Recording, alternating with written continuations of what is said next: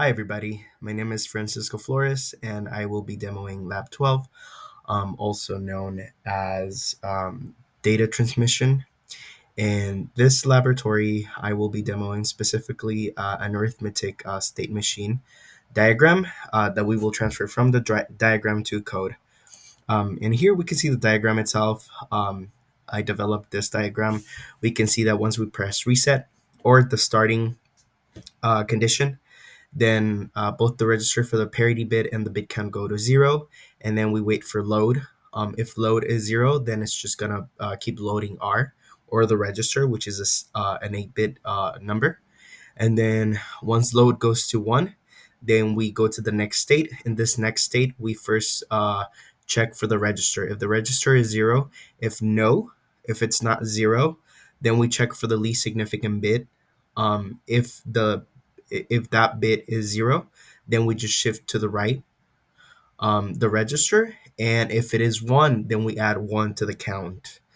And then we shift right. And we keep doing this until the register is 0. Once it's 0, then we move to the next state, where we will check for the bit count register to be even. If it's even, then the parity bit will be 1. And if it's not even, then the parity bit will stay 0, and then we will just go back to that initial load condition. If it's still on, this will just keep repeating, but if it's off, then it will reset, and then we can put another number, or we can just press the reset button all over again. And then right here we have the same code. This is the we have the condition for the state registers, all that kind of stuff. And here we have the state 1, state 2, and state 3. These are the 3 states that were demonstrated um, on this diagram. And we put everything in one top module with a slow clock of 1 second. And then I will be demoing that next.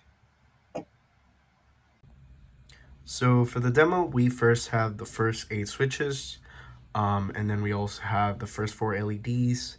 These are going to represent the count, the bit count, and then this is going to represent this switch is going to be the ready switch, and then the parity bit right here, this LED will be the serial out.